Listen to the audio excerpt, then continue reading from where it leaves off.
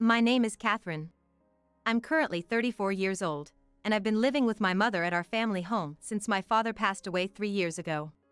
I chose to stay at home because I felt it was too risky to leave my mother alone. So, I've been living at home for these 3 years. During this time, the worst kind of people paid a visit to me and my mother. These awful individuals were none other than my real brother, Bob, and his wife, Jane. I've known my brother since he was born, and Jane, his wife, was a classmate of his since middle school. They've been dating since then, and Bob would bring Jane home every vacation, so I got to know her too. To put it bluntly, I can't forget these two. To be honest, they used to bully me just for fun. Both my parents were busy with their jobs, so it was pretty common for them to be absent on weekends. However, when they weren't home, that's when the worst time would start. Our family home, which we've been living in, is a rather spacious mansion built by my father, who was a CEO. But as soon as I was told to play hide and seek in this mansion and I got inside a closet, my brother and Jane immediately filled the closet with stuff, blocking my way out. I was often stuck in the closet until just before my parents returned home, and would frequently get scolded by my mother for messing up the inside of the closet. However, since my mother only worked in the mornings, she came home early one day and saw Bob and Jane stuffing me in the closet and blocking the door. She was furious as if she was on fire. From then on, I was never locked in the closet again, but the harassment from the two never ceased. I hated my parents for not being at home when I needed them. Of course, I resented my brother and Jane, but I also felt spiteful towards my parents who wouldn't help me. However, when I reached middle school, for some unknown reason, Bob and Jane shredded my school uniform with scissors, scribbled all over almost all my textbooks with pens, and cut them with scissors. They even ruined my cushions and beddings. I later learned that the two, who were high school students at the time, got bad grades on their final exams and were pissed off from being scolded by their parents. That's probably why they took such a horrible revenge on me. I was dumbfounded in my tattered room. Why am I experiencing such a thing? Why won't anyone help me? I stood there, lost in those thoughts. Then, when I didn't come to the dining room even at dinner time, my mother, who came to call me, saw my room and screamed. Upon hearing her, my father also rushed in. My brother, who came in last, was struggling to suppress his laughter, and occasional chuckles slipped out. To my surprised parents, I said, "Mom, Dad, I want to leave this house." As soon as I said that, tears started to overflow. No one is helping me. Bob and Jane are always mean to me together. My toys, my study tools, and my clothes are all ruined. I don't want to live in such a house. I hate both of you, Dad and Mom. You guys won't help me. Perhaps it was the first time I cried so much in front of my family. Until then, I had been silently enduring and crying quietly even when things were tough. But then, I cried out loud like a child. Seeing me like this, my mother hugged me and said, "I'm sorry for everything until now." Even my brother, after seeing such a scene, seemed to realize the gravity of the situation and tried to run away, but my father grabbed him by the collar. "Do you realize what you've done? This is a crime." Although my father didn't yell, his low voice was scary even to me who wasn't being scolded. Crime, that's an exaggeration. We just played a bit too much. Destruction of property is a crime. You understand that you need to compensate for it, right? But Catherine is family. And I'm a minor. Minors can't be criminals, right? My father sighed deeply at my brother's frivolous words. Indeed, a minor like you doesn't have the ability to pay. However, it's the parents who clean up the mess. If you can't compensate, we will have to. We also bear responsibility for raising you this way. I think it's time you go live with your uncle. Huh? This uncle was actually my father's younger brother. He was a stern figure who absolutely despised dishonesty and was feared by all the neighborhood kids, kind of like a boogeyman. He was nice to well-behaved children like me and the other kids, but he had no tolerance for pranksters like my brother, Bob, and Jane. Bob never got along well with this uncle. No way! I don't want to live with Uncle. I promise I won't do this kind of thing anymore. I've heard that too many times. When you and Jane locked Catherine in the closet. When you two chased Catherine around. When you threw bugs at Catherine, knowing she's afraid of them. Each time we learned of your actions, we scolded you and you always promised to never do it again. But you did it anyway. We can't keep someone who hurts our family at home, even if they are family. Never set foot in this house again." With that said, my father took Bob by the scruff of his neck and dragged him away. Later, I found out that my father and mother had been angry at Bob's behavior. However, even after being scolded, Bob didn't seem to understand why he was being punished. He just continued his annoying antics against me. He must be beyond help. That's what I decided to think. There are idiots in the world who don't understand the most basic rules of society. I learned this from watching Bob and Jane. Originally, Bob planned to go to some university on our father's dime after finishing high school. However, our father told him, "Someone like you will just end up hurting others even in university," and so Bob ended up working at our uncle's company right after graduating from high school. However, it seemed like Bob desperately wanted to escape our uncle's place as soon as possible. As soon as he finished high school, he rented an apartment with Jane, who had also just finished high school, and they wanted to live together. They started their cohabitation life with the understanding that neither our parents nor uncle would help with rent or living expenses. And then, for some reason, Bob asked me to lend him some money. At the time, I had just entered high school and was not working part-time. All the money I had saved up, which used to be stolen by Bob when he lived at home, was fully reimbursed by my father and mother, as I had written it all down in a notebook. So, I did have the money that I had diligently saved up, but I had no intention of handing it over to him.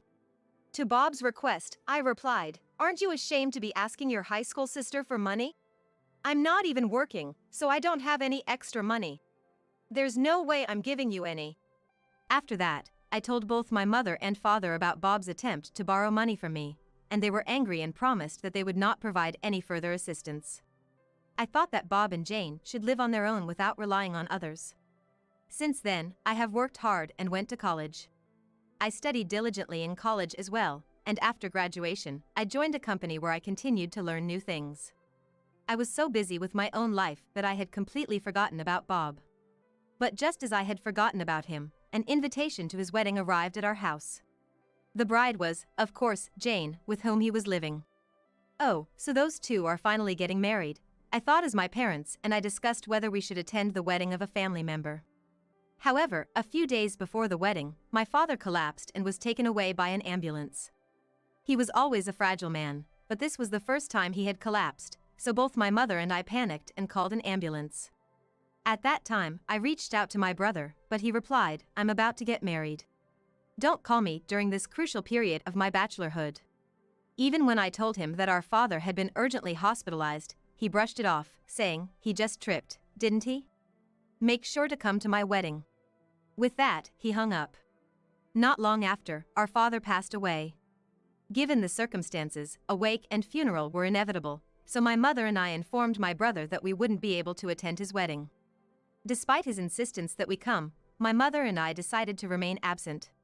We also informed Jane's parents about our father's passing and our inability to attend the wedding.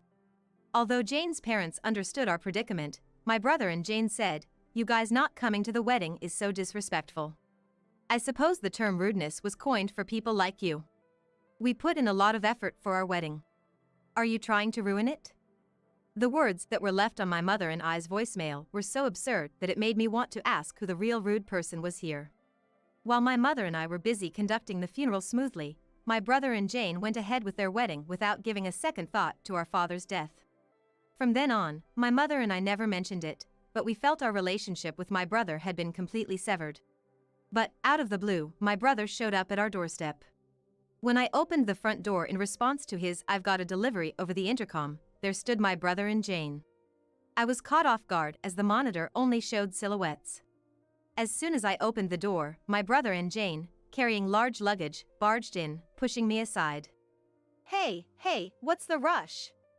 I protested. It seemed that my brother had completely forgotten the words of our father who had once told him never to step into our house again. The two of them, who had brashly entered the house, put down the luggage they were carrying in the hallway and started talking nonsense at me. "You and Mom should leave this house immediately." "What? Isn't Mom diagnosed with dementia? This luxurious mansion is not suited for someone like her and a loser like you who never improves. This kind of mansion should be taken over by glamorous people like Jane and me." So, you guys should leave right away. What? I was stunned. What on earth was my brother talking about? After 3 years since our father's death, he hasn't apologized, visited the grave, or done anything at all, and now he's asking for the mansion. Furthermore, while presuming that our mother has dementia, he's planning to evict her? I was left speechless. Then, our mother emerged from a room in the back. Catherine, what's going on? As my mother peeked out and saw my brother, she said something unbelievable. Oh, who might you be? If you're a stranger, please leave, she said. Hearing this, my brother and Jane laughed mockingly at her. See? This is how she is every time we call her. Her dementia must be getting worse. I'll leave it to you to take care of Mom. You can have Mom. I'll take the mansion. After all, I'm the eldest son, so it's only right that I get the mansion. With that, my brother walked deeper into the house. Moreover, Jane, imitating Bob, turned to me and our mother and said, "Take the old lady and get out. I never want to see you again." I rushed to my mother's side and asked, "Mom, are you okay?"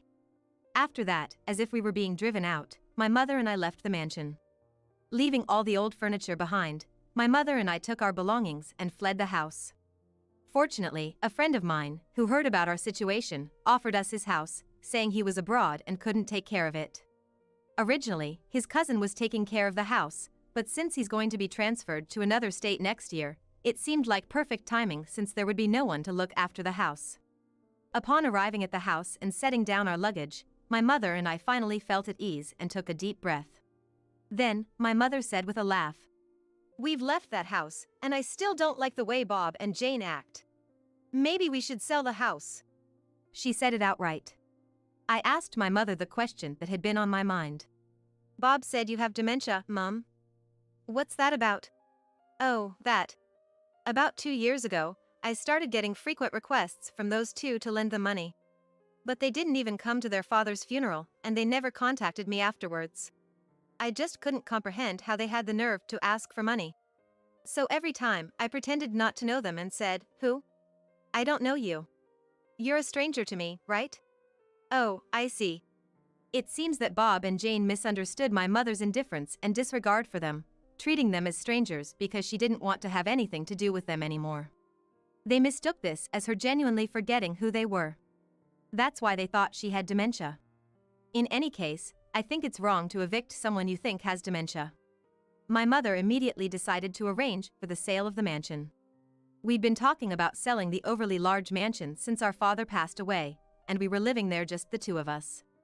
At that time, one of the executives from my father's company, where I am now receiving training as a successor, asked me to sell him the mansion if we were planning to sell. So, the buyer is pretty much decided. All that's left is to go through the formalities. When I talked to a real estate acquaintance and explained the situation to the executive of the buyer, they agreed that if we left Bob and Jane alone, the house would be in serious trouble, and something needed to be done quickly. And then, a week later, my smartphone rang incessantly. My mother's phone was the same. There were many calls from Bob to my mother's phone, and from Jane to mine. They both probably wanted to tell us the same thing, but we found it amusing and decided to ignore them for 30 minutes, and we just enjoyed our tea. As we chatted, an hour passed without us noticing, and it seemed like Bob and Jane had been trying to reach us the whole time. When I finally answered the call, Jane exclaimed, "Finally. Why didn't you answer immediately? There's a big problem. The house has been taken over." "Wait. Didn't you two take over the house?" "I think we're the ones who should be saying that we've been taken over," I responded. "No. Bob and I took over this mansion, but now strange people have come and are demanding that we leave. They just barged into the house and are trying to kick us out. Our mansion has been taken over," she exclaimed. I couldn't help but burst out laughing. I really wanted to tell her that they were the ones who invaded the house in the first place and were unlawfully occupying it. Chuckling a bit, I replied, "You're talking about taking over, but you're not even the legal owner. My mother, who was the rightful owner, has sold the house to a new owner. So, strangers who have no connection at all should quickly move out." "What? She sold it? This mansion? But this mansion belongs to Bob," she responded in shock. "When did anyone ever say that?" I asked. Well, no one said it, but Bob is the eldest son. Isn't this house, this property, and his dad's company eventually going to belong to him? And I'll be living elegantly as the wife of the CEO in this mansion. Despite all of that, Jane was frantic. I burst out laughing again. The fact that she thought that just because he was the eldest son, he would automatically receive the mansion and become the CEO of the company his father used to run was astonishing. Such naive thinking.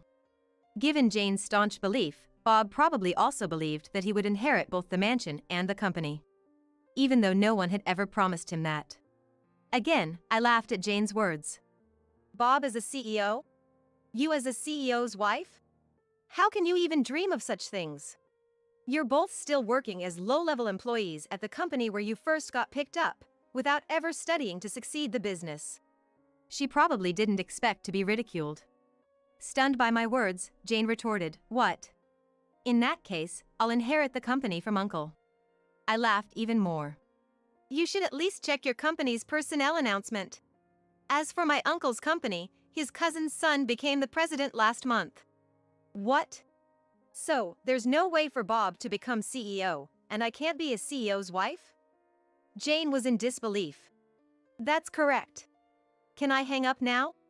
I don't think I need to talk to strangers anymore, I replied. Wait. Please, Catherine, give us some money, Jane pleaded. Well, goodbye then. I ended the call. I later heard from Uncle about what happened next. Bob and Jane didn't want to leave the mansion. They clung to the pillars and refused to go. Uncle had to come and pick them up. It seems that since they were hired by Uncle's company, they have been undergoing a strict education, and they were so scared that they cried as Uncle took them away. It was decided that they would be left at a mountain retreat of one of Uncle's acquaintances, because they were too unpredictable when left on their own. They've been warned by Uncle that if they don't straighten up at the retreat, they won't be able to leave the mountain for the rest of their lives. Despite this, they've tried to escape multiple times, but they've been caught each time. As for me, the person who said he would take care of the house management was my fiancé, who's currently working abroad. I'm currently living in his parents' house. He's planning to end his long-term assignment abroad this year, so we'll be planning our wedding ceremony soon. My mother and uncle, who helped us out, will be invited to the wedding. Of course, we will not invite Bob and Jane.